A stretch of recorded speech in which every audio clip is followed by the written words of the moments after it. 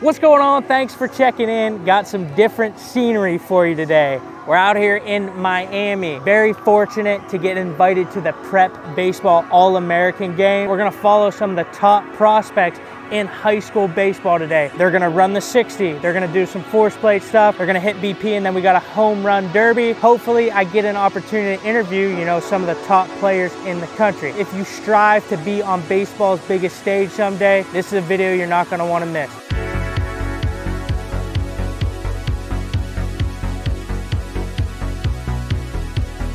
All right, with the man, Noah Wilson.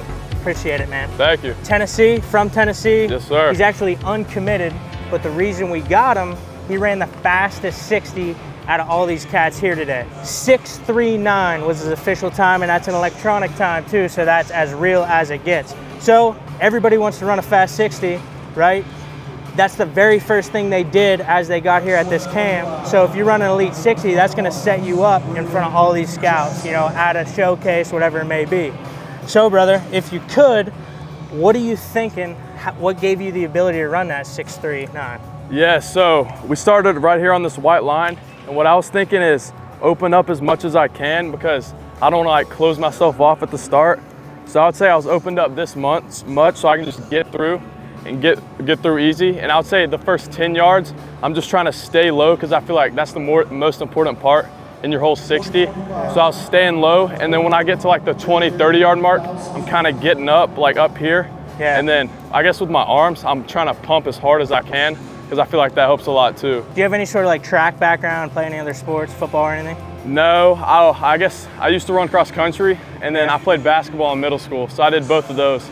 But I guess I've always been naturally fast, and then I guess so I've just kept working on it, and it's obviously worked. So have you worked for anybody specifically for this event to do the 60? Yeah, so I've been working with, I get workout with Peak Kinetic Performance, and nice. then so we do a bunch of on the treadmills, and then we do 10-yard splits, a bunch of that stuff, and I think that's what helped me a lot get to have this good 60 time. So all right, let's break it down a little bit more. Mm-hmm. So what did you do prior? Did you run a couple sprints before, get loose? What attempt was this, your testing attempt? I saw you guys off here warming up. Yeah. Some guys say, hey, I try to run 3 before I get my official time. What did you do? Your whole process? Yeah, so I guess they had some guys warming us up down there. And then after that, they said if you needed to do anything on your own. So I just did a few shuffle sprints down, I would say 90 feet, just down, walk it back until I felt good. And then I would say my first 60, I did 2. The first one was a little slower, so I guess that was kind of my warm-up 60. And then the second one, I really got after it, and then I guess that's where I hit the 6:39. All right, get into your stance here real quick for me. So front foot is a little bit open, comfortable. When you come out, do you focus on exploding off both feet or just one? Do you think about throwing your chest down? What's a good cue out of this starting position? Because this is where guys make their money, is the start. Is there one cue that you were thinking, hey, when your name's called, that I go ahead and do? Yeah, so I would definitely say explode out of both feet, but this back leg, you want to drive through hard because I feel like that makes me explode forwards. So I'd say both feet and make sure to drive that back leg through as hard as you can. Okay. To get you kind of on straight course. Yeah. Yeah, okay, I understand. So get into it one more time. All right, so you're getting ready to go, first move. Go through your first move here real quick. It's right here, and then boom, right there. And I would say on my first step, cover as much ground as I can. So when I bust through with this back leg, gain as much ground as I can and stay low through the first 10, 15 What yards. about your gaze? I know that's a big thing, especially we coach with our players. We focus on a low gaze to keep our chest down, our body down. Yeah. What were you were you pointing out a gaze or anything in the stands, or were you just not even thinking about that? Honestly, I wasn't even, yeah, I wasn't even thinking. I was just trying to get there as quick as I could.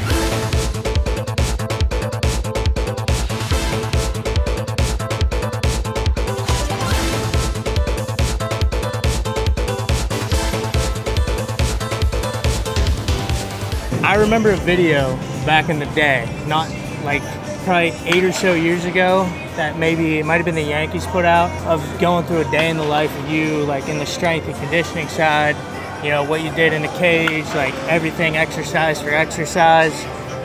I just wanted you to like talk about how important that part of the piece was for you in your own career. Everybody does the skill side, whatever it may be, but you guys were, during your generation of player, were like those first adopters of the physiology.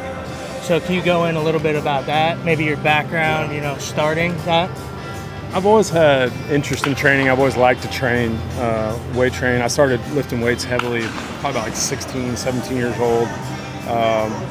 And then throughout my career, it was always very much a big part of what I felt like was an advantage for me. I love to train. I love to train hard. I love to lift heavy. I love all the elements of how it made me feel strong throughout the season.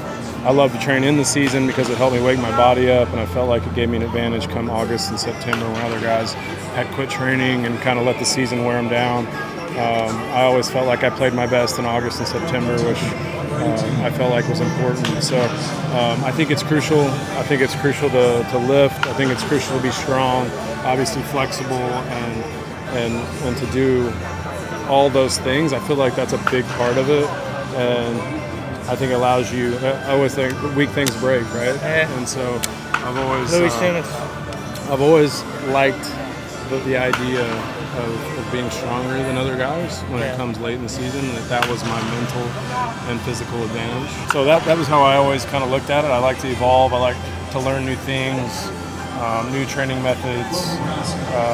But that was nutrition and exercise and training is huge for young kids. And you know, not so much maybe young kids, but as you start getting into puberty and into high school, and being strong is important nowadays. When you look around the major leagues, those guys are strong. So I think it's a really important aspect of baseball.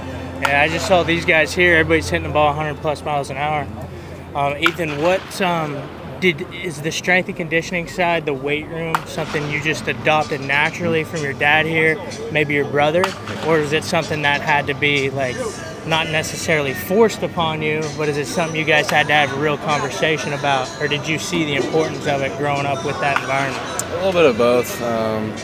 Obviously, seeing him train super hard, and I was older, so I could see kind of what he did, and just seeing that when he was playing, kind of I think helps me. As my brother went to his senior year, he got really strong, really fast, and I think that kind of started my passion for lifting and working out.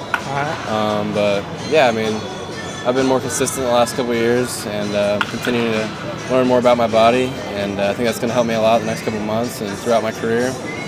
But yeah, I mean, it's so important. He appreciates how important it is, and yeah, I think throughout my whole career, I'm going to have to take it serious and stay on the field, and just have that on people that don't work out. Did you go out and find them like a strength and conditioning coach to work with, or is that something that you programmed for them? Yeah, I mean, I've used some resources that I've had. We have a guy in Stillwater that was one of the football strength coaches that became one I was training with, and he designed some programming for him, and he's now gone on to another college. But I obviously have a good background, a good base knowledge, but we have some guys that I worked out with, some friends program for them. And, like I said, we're constantly looking for new and fresh, and you know, kind of what the science is doing. And yeah, I mean, we've used a couple different sources on programming, but that's one good thing about playing a long time is you're exposed and you get to meet a lot of people in the industry that have different ideas about what's best. And certainly body type is always considered. I mean, he's going to lift a little bit different than Jackson because their bodies are a little bit different. But you know, you have to lift heavy things to get stronger, and you know, you got to be smart. But I think that there's an element too; it needs to be hard. And so that's something that I always come back to. So do you do the full, like, okay, he mentioned a football guy background, right? Do you do the full, like the squats, the deadlifts, the bench press? Is there anything that you stay away from, or is it all, you know? I think moving forward, we're probably going to stay a little away from like squats and just protecting that. Okay. But yeah, I mean, we do bench and we do other arm stuff just like football players do, and we're just trying to get stronger. You guys have a belt squat or anything at the house? We do. Those things are sick, Jamie, the guy that we work out with, is big on the belt squat. Yeah. So yeah, there's other ways to get around doing heavy legs and squats without putting it on your back and stressing the low back. So yeah, you're always like, you know, he's like you said, he's a different, his body is different than Jackson. So some of the exercises, you know, that we might stay away from with him, Jackson can do and feel good about. But yeah, it's ever evolving, you know, finding the right fit for each person. And you know, I think as long as you have a program that you're willing to stick with and push yourself, most things are pretty, it's still a good thing, you know. It doesn't have to be the perfect program for every, you know. I think if you're consistent and you're getting, you know, you're pushing yourself, I think it can be very helpful. What does a typical week split look like, you know, for Ethan, right? What, Monday, is it like lower body, Tuesday upper body, you blend full body days? Like It's usually full body. Full body days? How many days a week? 3 usually, and then like 2 for like hip stuff. Okay. Hip flows and stuff, but yeah. Alrighty, nice. And that obviously, that'll change during in-season? How many days a week were you training in season when you were playing? I like to do something almost every day, whether it was just a 20-minute something. Just because I always felt like, you know, I'd get there for a 7 o'clock game. I would get there around 2 and do some sort of workout to get my body going. I felt better after, and then usually go into the cage and do my baseball stuff. So. A lot of day games after night games I wouldn't train, but most night games I was doing some sort of training. What about any like recovery modalities that maybe you have at the house, or you know, you want to incorporate like on a weekly basis? Like if it's, you know, your sauna, your cold tubs, red light therapy, you know, however you feel about, you know, if that stuff actually works or not. Is there anything that you implement into your routine? I do a lot of sauna. Okay. And then like the colder months I get in my pool and it's like freezing cold. So. All right. Fair enough, fair enough. I do a little like the Mark Pro. Yeah, Mark Pros are good. Cupping, do a little cupping. Yeah. Needles. Nice. I think all that helps. Get good sleep too? Yeah. Good diet? Solid diet, yeah. Heck yeah. He's a strong diet.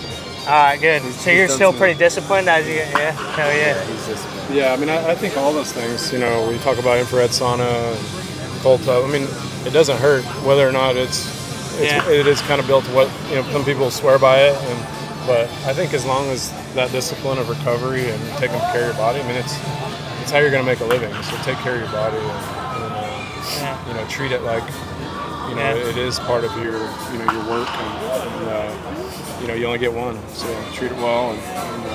But yeah, I love training and eating healthy and learning about the new age stuff, and so I'm into that.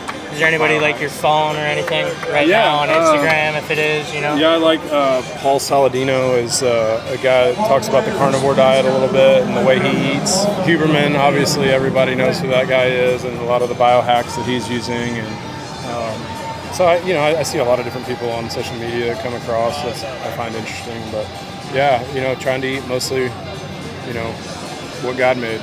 You know, healthy fruits and vegetables and meats and grass-fed beef and eggs and stuff like that. No, this is awesome, man. Seriously, because like that's my whole thing. Like all our content, you know, I've tried to get this whole strength and conditioning side to almost like, hey, this is a cheat code, man. You know, you guys at the highest level are doing it, and like I said earlier, you guys are hitting balls 100 miles an hour. Like you got to be doing it. So yeah, it's good. I just wanted to ask, like, what age you wanted to start these guys, like if you had it in your mind. Yeah, I mean, I think it's more about where they are physically than necessarily age. Obviously, you have people hit puberty earlier than others. I always think that body work, push-ups, pull-ups, you know, pretty much any age, you know, general body strength, core strength is always good. I mean, probably I would say more in the 16, 17 range would when I would start kids in a full-on like weight training program. But I don't know that there's, you know, exact science, at least for me. Yeah. I think that's when you need to really get serious about weight training.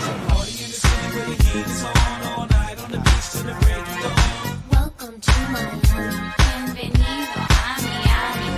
Bouncing in the club with the heat is on all night on the beach to the break of dawn. I'm going to Miami. Welcome to Miami. Hey, that's a wrap. Thanks for tuning in. Can't believe I had the incredible opportunity to come out here, build a relationship with the top prospects in high school baseball. All thanks to Prep baseball for this incredible event. Had an incredible opportunity to discuss with these guys their strength and conditioning program. Got some incredible interviews with the Holliday family there. Hopefully Ethan, you know, goes number 1-1. That's the projection. That would be sick. And as you can see how much he prioritizes the strength and conditioning side. And listen, if you want to use the same training methods that these elite players use throughout the country, go ahead, click the link in the description. We have our Summers Method Plus app available for a 7-day free trial. That's year-round programming depending on what age you are. We got youth programs, we got high school programs, college programs, and pro programs built in the app, and that's year-round training. And always remember, we're pumping out weekly content on this channel. Do me a favor and subscribe for me. I appreciate you. We'll catch you next week.